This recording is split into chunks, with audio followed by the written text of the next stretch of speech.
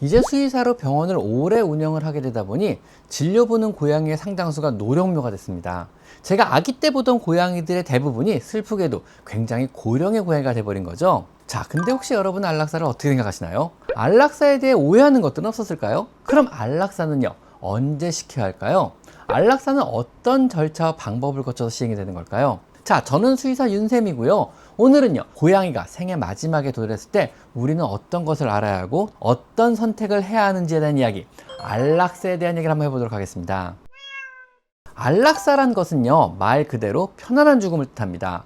어떤 분들은요, 안락사를 고통으로부터 벗어나게 해주는 주인으로서의 마지막 의무라고 생각하기도 하시고요. 또 어떤 분들은 그래도 자연스럽지 못한 사례라고 생각하시는 분들도 있습니다. 자, 어쩔 수 없이 언젠가는 결정의 순간은 오게 되고요. 그때마다 저는 여러 죽음의 옵션, 죽음의 방법들에 대해 말씀을 드립니다. 이 과정에서 일부 보호자분들은 잘 이해를 하는 반면에 일부 보호자분들은요, 오해를 하시는 분들도 있습니다. 먼저 안락사에 대한 오해 중에요, 첫째로 안락사가 자연스럽지 않은 방법이라고 생각하는 분들도 계십니다. 그래서 난 그냥 자연스럽게 죽게 둘래요, 이렇게 말하는 분도 계신데요, 자연스러운 죽음이란 것은요, 대부분 고통과 통증을 동반합니다. 더구나 사람과 달리 마약성 진통제와 같은 강한 진통 처치가 동물은 거의 불가능하기 때문에 그 자연스러움에 동반되는 고통을요, 한 번쯤은 생각해 보셔야만 합니다. 또 한 가지 여러분이 간과한 사실은요, 이미 우리는 고양이에게 치료, 수술, 투약 등의 형태로 삶의 질을 개선하고 그로 인해 인공적으로 수명을 아주 많이 늘려놓은 상태라는 겁니다. 즉 이미 자연스럽지 못한 상태입니다. 안락사는요, 이 경우에 고통스러운 삶을 인위적으로 마치게 하는 것이 아니라 인위적으로 연장시킨 삶으로 인해 생긴 여러 질병의 고통에서 그만 중단시키는 시점을 결정하는 이런 행위라고 생각하는 게 맞는 것 같습니다.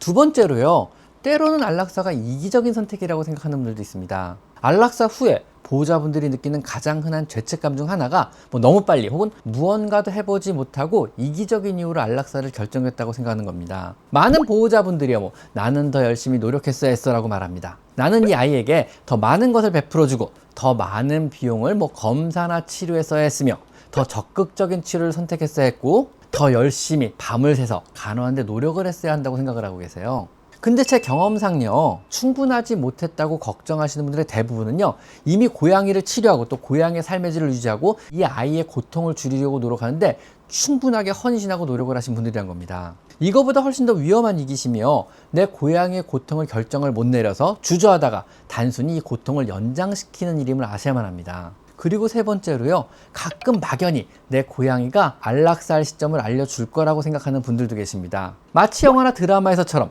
고양이가 떠날 때 여러 가지 신호를 보내줄 것으로 기대하는 분들이 계신데요, 고양이가 떠날 때 지금이라고 시점을 알려줄 거라고 막연히 기다리기보다는요, 수의사 선생님과 상의하여 환자의 삶의 질이 저하되고 통증이 견딜 수 없는 시점에 명확하게 왔는지를 파악하는 것이 훨씬 더 중요합니다. 이것을 통해서요, 고양이의 고통을 연장하거나 너무 빨리 안락사하여 죄책감에 시달리는 것을 막을 수가 있는 겁니다. 여러분의 고양이가 말기 단계 질환으로 아프고 고통스럽다면요, 여러분이 내려야 하는 결정은요, 고양이의 삶을 끝낼 것인지 아닐 것인지 여부가 아니라 내 고양이의 불편함을 넘어선 이 고통을 언제까지 유지시킬 것이냐, 이것입니다.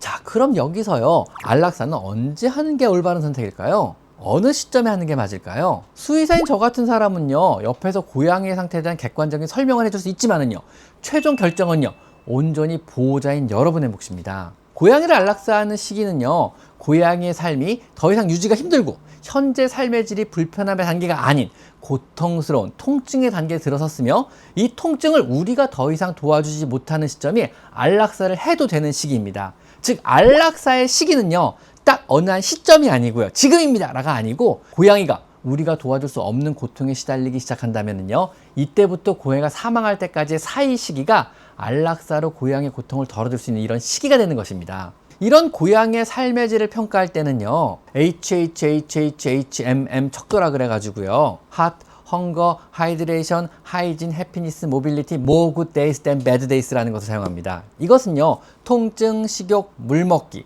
위생상태, 행복감, 운동성, 그리고 좋은 날과 나쁜 날의 비율, 이 7가지를 평가하는 건데요, 이 7가지 항목을요, 각각 1점부터 10점으로 평가해서 총점이 만약 30점 이하가 된다면은요, 삶의 질이 불편함의 단계가 아닌 고통의 단계라고 파악하고 이때부터 본격적으로 안락사를 심각하게 고려해 봐야 하는 시기가 됩니다. 이 삶의 질을 평가하는 방법에 대한 구체적인 방법은요, 제 다른 영상 속에 있으니 한 번쯤 참고해 보시면 좋을 것 같습니다. 자, 그럼 안락사는요, 어떤 절차와 방법을 통해 시행할까요? 우선 삶의 질 평가를 통해 고양이가 더 이상 나아질 수 없고 또한 현재 고통 중에 있다고 평가가 되어야만 합니다. 만약 가족과 상의를 통해서 안락사를 결정했다면요, 주치의 선생님과 안락사에 대한 상의를 시작합니다. 주치의 선생님 역시요, 현재 고양이의 상태를 평가하고 안락사에 동의를 한다면요, 이때부터 안락사를 진행하게 됩니다. 우선 고양이와 충분한 인사의 시간을 줍니다. 그 후 고양이를 안고 있는 상태에서 깊게 마취를 진행합니다. 여러분의 품에서 깊고 편안한 잠을 자기 시작하는 거죠. 이후 충분히 고양이가 깊이 잠이 들면은요, 이때 심장이 멈추게 하는 약물을 주입하기 시작합니다. 심장이 멈추는 데까지 걸리는 시간은요, 불과 3초 정도밖에 안 걸립니다. 즉 깊게 잠드는 사이에 순식간에 심장이 멈추게 되기 때문에 이 과정에서 사실상 느낄 수 있는 어떠한 통증도 없습니다. 스르르 잠들고 편안한 죽음을 맞으며 질병의 고통 속에서 벗어나게 되는 겁니다. 여러분은 고양이를 가족으로 맞아서 여러분이 그동안 정성을 다해 잘 키웠듯이 보낼 때도 잘 보내줘야 한다고 생각합니다. 자, 지금까지 저는 수의사 윤쌤이었고요. 오늘은요, 좀 무거운 주제인 안락사에 대한 얘기를 한번 해봤습니다. 자, 오늘 여기까지 마이펫 상담소였습니다. 감사합니다.